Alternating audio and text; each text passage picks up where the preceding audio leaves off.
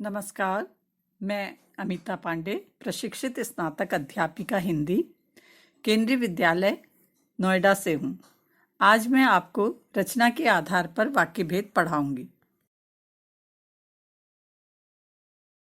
शुरू करते हैं। सबसे पहले कुछ प्रश्न। पहला प्रश्न है, शब्दों के सार्थक समूह को क्या कहते हैं?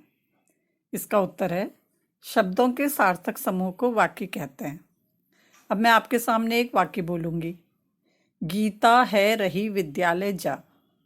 अब आप बताइए कि क्या यह एक वाक्य है?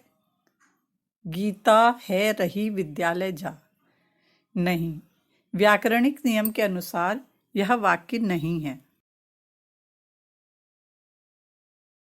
तो अब प्रश्न यह है कि यह व्याकरणिक नियम है क्या? वाक्य पदों का वह व्यवस्थित समूह है जिसमें पूर्ण अर्थ देने की क्षमता होती है।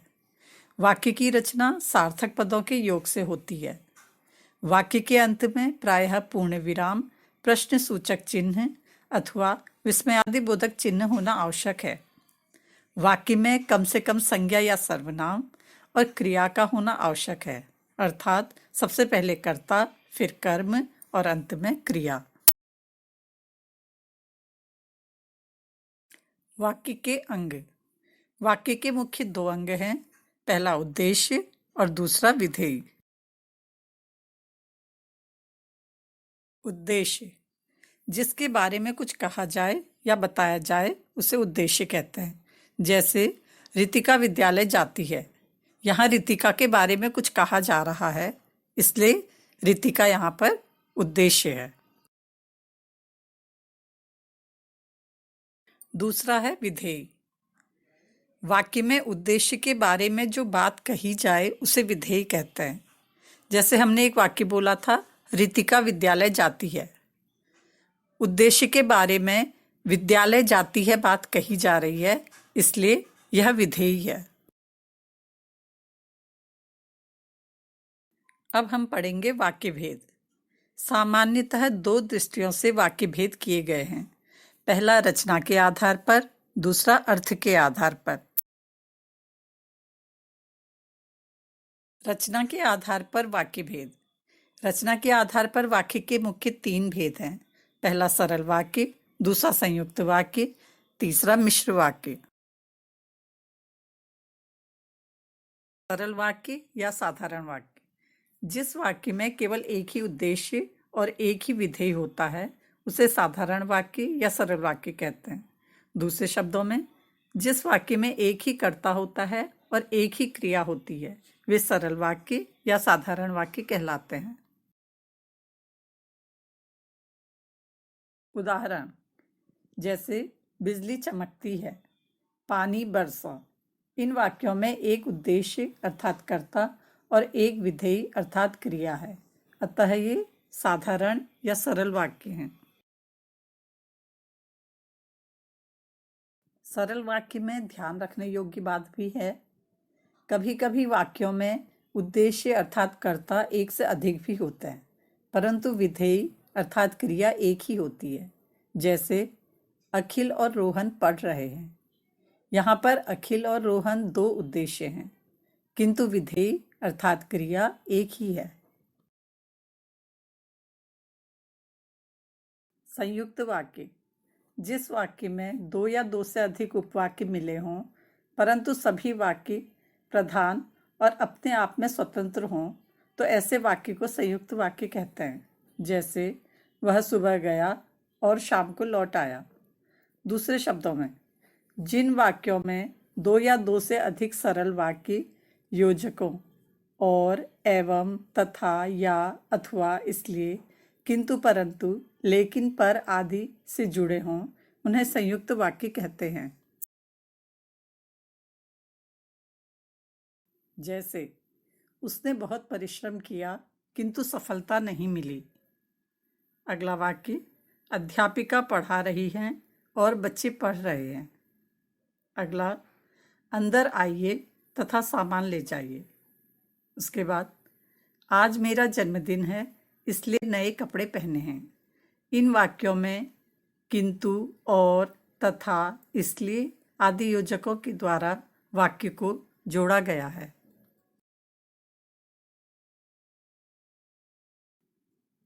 मिश्र वाक्य या मिश्रित वाक्य। जिस वाक्य में एक प्रधान उपवाक्य तथा एक या एक से अधिक आश्रित उपवाक्य हों, मिश्र वाक्य या मिश्रित वाक्य कहलाता है। जैसे, यदि मैं परिश्रम करता तो सफल हो जाता। यदि आप नहीं जानते हो तो मत बोलो। मिश्र वाक्य या मिश्रित वाक्य। दूसरे शब्दों में, जिन वाक्यों में एक प्रधान उपवाक्य हो और अन्य आश्रित उपवाक्य हों तथा जो आपस में कि, जो, क्योंकि, जितना उतना, जैसा वैसा, जब तब, जहाँ वहाँ, जिधर उधर, अगर, यदि, तो, यद्यपि, तथापि आदि से जुड़े हों, उन्हें मिश्रित वाक्य या मिश्र वाक्य कहते हैं।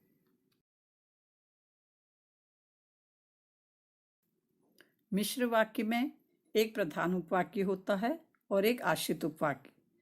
प्रधान उपवाक्य किसे कहते हैं? जिस वाक्य में जो उपवाक्य स्वतंत्र होता है एवं उसकी क्रिया मुख्य होती है, वह मुख्य या प्रधान उपवाक्य कहलाता है। जैसे, राम ने कहा कि वह विद्यालय नहीं आएगा। इस वाक्य में राम ने कहा प्रधान उपवाक्य है। आश्रित उपवाक्य। जिस वाक्य में जो उपवाक्य स्वतंत्र नहीं होता है, वह आश्रित उपवाक्य कहलाता है। जैसे, राम ने कहा कि वह नहीं आएगा। इस वाक्य में वह नहीं आएगा आश्रित उपवाक्य है। आश्रित उपवाक्य के 3 उपभेद हैं। पहला संज्ञा उपवाक्य, दूसरा विशेषण उपवाक्य, तीसरा क्रिया विशेषण उपवाक्य। संज्ञा उपवाक्य के कुछ उदाहरण। मेरा दृढ़ विश्वास है कि भारत जीतेगा। राम ने कहा कि मैं वन जा रहा हूं। हरि ने कहा कि वह खाना नहीं खाएगा। राजा ने कहा कि युद्ध में जीतना कठिन है। संज्ञा उपवाक्य की पहचान। संज्ञा उपवाक्य की पहचान के लिए हम इन बातों को ध्यान में रख सकते हैं। जैसे, संज्ञा उपवाक्य प्रधान उपवाक्य से की योजक द्वारा जुड़े रहते हैं। यह उपवाक्य प्रधान उपवाक्य की संज्ञा के स्थान पर प्रयुक्त होता है। यह उपवाक्य वाक्य में संज्ञा का काम करते हैं। अगला है विशेषण उपवाक्य। विशेषण उपवाक्य के कुछ उदाहरण। यह वही लड़का है जो कक्षा में प्रथम आया है। दूसरा, उस लड़की को अंदर बुलाओ जिसे भूख लगी है। तीसरा, वह चोर पकड़ा गया जिसने आभूषण चुराए थे। अगला, यह वही पुस्तक है जो मुझे प्रथम आने पर मिली थी। विशेषण उपवाक्य की पहचान। विशेषण उपवाक्य की पहचान करने के लिए हम इन बातों का ध्यान रख सकते हैं। जैसे, पहला, यह उपवाक्य प्रधान उपवाक्य की संज्ञा या सर्वनाम की विशेषता बताता है। दूसरा, यह उपवाक्य संज्ञा या सर्वनाम के विषय में विभिन्न सूचनाएं देता है। तीसरा, यह उपवाक्य प्रधान उपवाक्य से जो, जिसके, जिसने, जिसे आदि शब्दों से जुड़ा रहता है। आश्रित उपवाक्य का तीसरा भेद है क्रिया विशेषण उपवाक्य। इसके कुछ उदाहरण। वह उसी प्रकार पढ़ता है जैसे उसके अध्यापक सिखाते हैं। अगला, जहाँ वह रोज जाती है वहाँ मेरा घर है। उसके बाद, यदि मैंने परिश्रम किया होता तो अवश्य उत्तीर्ण हो गया होता। अगला, जैसे वह समझाता है वैसे कोई नहीं समझाता। क्रिया विशेषण उपवाक्य की पहचान। अब हम ये देखते हैं कि क्रिया विशेषण उपवाक्य को किस तरह से पहचाना जाए। इसमें पहला है, यह उपवाक्य प्रधान उपवाक्य की क्रिया की विशेषता बताता है। दूसरा, इन उपवाक्यों से क्रिया के घटित होने की रीति, समय, दिशा, स्थान, परिणाम इत्यादि की सूचना मिलती है। तो ये थे रचना के आधार पर वाक्य के भेद। आशा है आपको इससे अच्छी जानकारी मिली होगी। धन्यवाद।